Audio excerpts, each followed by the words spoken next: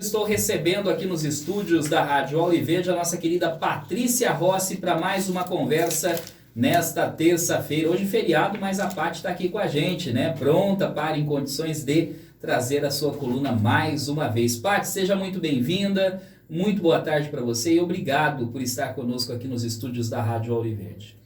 É sempre um prazer e uma grande honra estar aqui com você, independente de estar chovendo, estar sol, estar frio, estar calor, feriado ou não.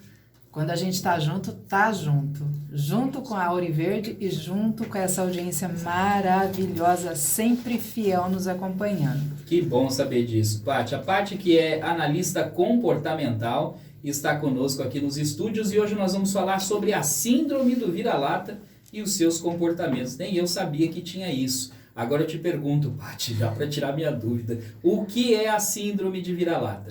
Então, Léo, olha que conceito interessante, né? Eu sempre ouvi falar da síndrome do vira-lata, mas antes de começar a estudar sobre comportamento, eu ouvia dizer que a síndrome do vira-lata era porque o brasileiro era um povo muito miscigenado, né? Tinha descendência de índio, tinha descendência de italiano, alemão, português, enfim. Então, eu sempre acreditei que não tinha O brasileiro era de toda essa miscigenação.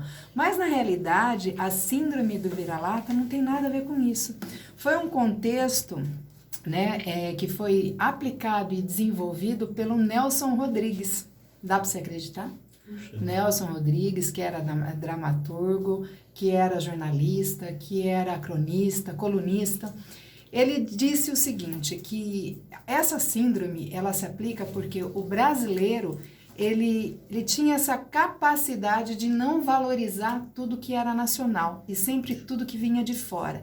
E ela ficou amplamente difundida em 1950, quando o Brasil perdeu a Copa. E teve aquele sentimento coletivo de desmoralização e de humilhação de uma forma geral. Então, Nelson Rodrigues, ele estabeleceu a síndrome do vira-lata por conta disso. E é um conceito que até hoje é amplamente difundido dessa forma, por não valorizar. E ele sempre acreditou que essa desvalorização do que era nacional implicava no desenvolvimento do povo e da cultura brasileira. Agora, Paty, quais são os aspectos psicológicos e comportamentais desta síndrome? Então, quando a gente fala do complexo de vira-lata, tanto o complexo de vira-lata do Nelson Rodrigues, ela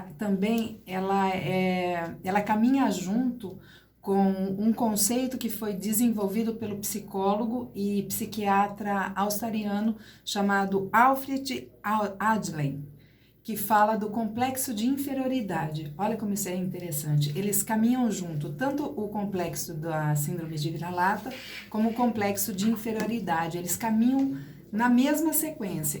Conforme o psicólogo ele desenvolve, ele caminha nessa linha, ele disse assim que esse complexo de inferioridade, ele é desenvolvido quando a gente ainda é criança, na nossa primeira infância.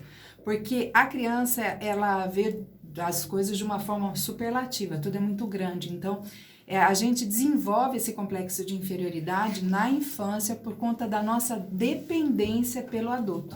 E quando ela é tratada de forma adequada, ela se torna um grande incentivador para você superar os seus desafios e os seus obstáculos. Agora, quando ela não é trabalhada da forma correta, ela pode aí criar alguns aspectos que podem ser negativos. Enquanto se trabalhado de forma para superar os desafios, ela se torna um grande motivador para você desenvolver novas habilidades, novas capacidades. Agora, quando não trabalhado dessa forma, ela pode criar um aspecto de arrogância para fazer com que a pessoa ela mascare aquela inferioridade que ela carrega.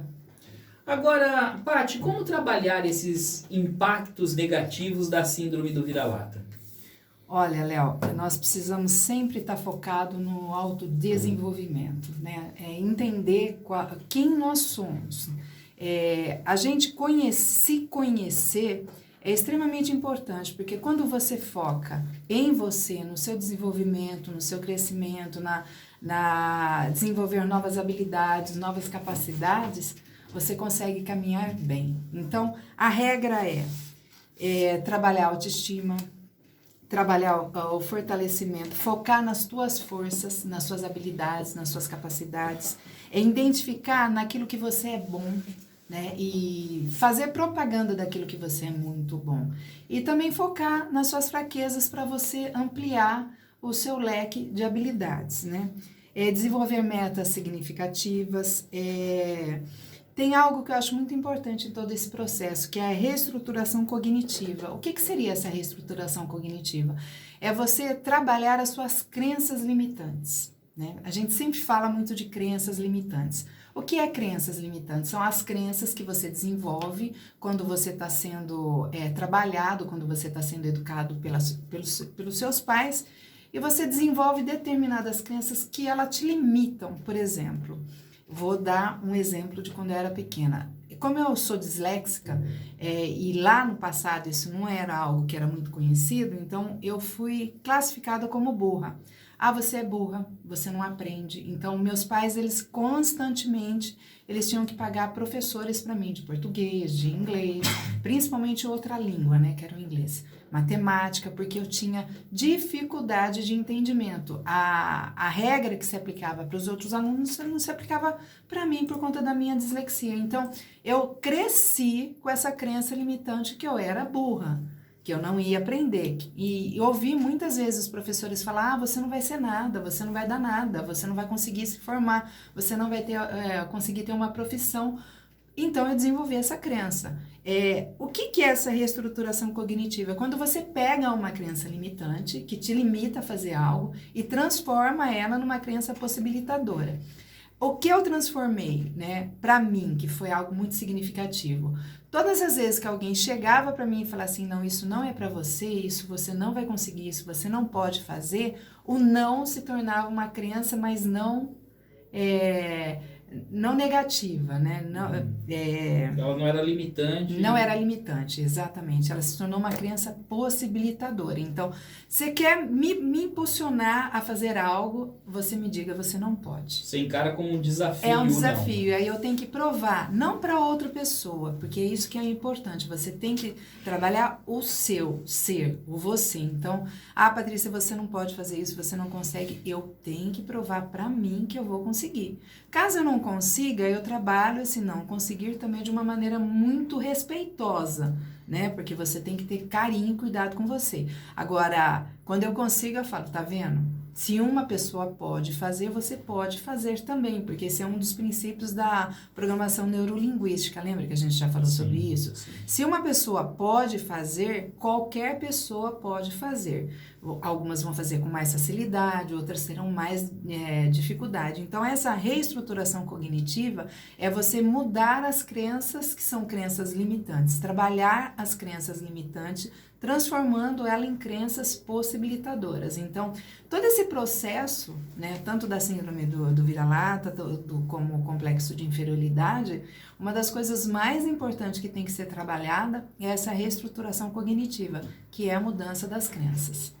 Muito bem, conosco aqui nos estúdios da Rádio Auriverde, a nossa querida Gabi De Angelo, noticiarista, que também tem perguntas sobre este assunto para a nossa querida Patrícia Rossi. Fala, Gabi. Paty, na verdade não é uma pergunta, e sim um comentário, e eu quero que você fique à vontade para complementar, se você quiser. Eu acho que para a gente lidar com a síndrome do vira-lata, é extremamente importante que a gente valorize a cultura brasileira, até tomando um certo cuidado para não cometermos certas hipocrisias, talvez. Eu conheço uma pessoa que vivia dizendo para mim, eu acho lindo como os estadunidenses, né, os norte-americanos são nacionalistas, todos eles têm bandeiras dos Estados Unidos nas portas de casa, mas aí recentemente teve esse projeto de lei que instituiu que todos os cinemas devem ter cotas para filmes brasileiros, e a pessoa achou a lei ridícula. Como não? Temos que valorizar a cultura brasileira, os filmes brasileiros. Outra coisa, a nossa saúde. A saúde brasileira, às vezes, pode ser, a gente espera muito nos postos de saúde, esperamos, mas a saúde é de graça. Nos Estados Unidos, por exemplo, se você vai num pronto-socorro e e o médico te receita ali um simples remedinho para gripe, você vai ficar devendo $800 no hospital, às vezes até mais. Aliás, até para conseguir o médico você tem que pagar. Exatamente, se você não tem plano de saúde, precisa fazer uma cirurgia de emergência nos Estados Unidos, você fica devendo $10 mil, $20 mil para o hospital. Nós somos pressionados a aprender a língua inglesa aqui no Brasil, e quando você aprende, você percebe que inglês é extremamente mais fácil do que português. Ou seja, já somos privilegiados de falar uma língua tão complicada que é o português. E se eu for citar aqui todas as coisas que eu acho incríveis no Brasil, que a gente devia valorizar mais, a nossa natureza, os nossos pontos turísticos, nós temos Santos Dumont, nós temos Carlos Drummond de Andrade, Machado de Assis, temos o Carlos Chagas também, nós temos pessoas incríveis, com uma cultura incrível, então é extremamente importante que a gente valorize o que é nosso, até porque para evitar cometer certas hipocrisias, né, Paty? Então, Gabi, você falou tudo, né? Você trouxe aí vários aspectos que realmente deixou muito claro e vários exemplos que deixou de forma muito clara e muito objetiva o que é a síndrome do vira-lata, né? Nós temos a tendência de enaltecer tudo que não é nosso, tudo que vem de fora. Então, você olha, se a gente falar em relação ao alimento, o melhor alimento é no Brasil. Só que a gente pega o melhor e manda para fora. Olha que coisa inacreditável. Brasil é um país maravilhoso. A nossa cultura é uma cultura muito rica, né? Nós temos aí, com todos os problemas, com todos os percalços que nós temos na política, nós temos um sistema de saúde que lá fora não tem, né? Então, nós precisamos, sim, valorizar o que é nosso, né? Eu tenho muito orgulho de ser brasileira, eu ensino meus netos a ter orgulho, não só de ser brasileira, mas eu tenho orgulho de ser bauruense, com todos os problemas políticos e sociais que nós temos enfrentados na nossa cidade, eu tenho orgulho de ser bauruense e tenho muito carinho de falar. Vamos falar da nossa rádio, né? Eu tomo como nossa, porque eu sou colunista da casa. Então, vamos falar da jovem, da Auri Verde. O que é a rádio? Ela está sendo conhecida nacionalmente e internacionalmente. Nós temos audiência fora do nosso país. Então, se a gente parar para observar, nós temos muitas coisas aqui no nosso país, na nossa cultura, que deveria ser valorizada, né? Inclusive o cinema nacional, que a dica de filme de hoje é um filme nacional.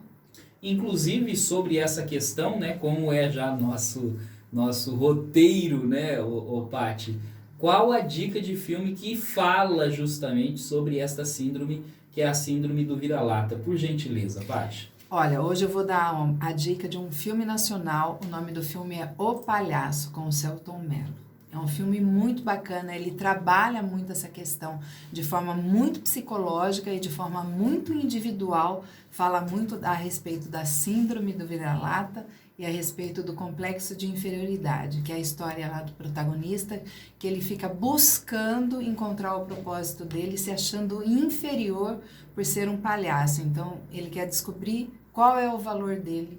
E é um filme, é uma viagem muito bacana, que vai ilustrar muito tudo isso que a gente conversou hoje. Que legal, que bacana. Patrícia Rossi, onde encontrá-la nas redes sociais? Quais os meios de comunicação para encontrar Patrícia Rossi e, quem sabe, conhecer um pouquinho mais do seu trabalho e até mesmo contratá-los? Opa, vamos lá então. No Instagram, Patrícia Rossi _oficial. No TikTok, Patrícia Rossi _oficial. 2 canais no YouTube, Patrícia Rossi Treinamentos, Aprendendo com o Senhor, e o WhatsApp, anota aí, é 14 99774 0965. Inclusive, pode mandar dicas de conteúdo para nossa coluna, pode mandar suas críticas, pode mandar suas sugestões, que eu vou ter imenso prazer em responder cada uma delas. Muito bem, essa é a Patrícia Rossi conosco aqui na número 1 do Brasil. Paty, um beijo no coração, até a semana que vem, obrigado por estar conosco neste feriado do dia 9, aqui na programação da Auri Verde. É sempre um grande prazer, uma grande honra. Fiquem todos com Deus e sejam todos abençoados. Até a semana que vem.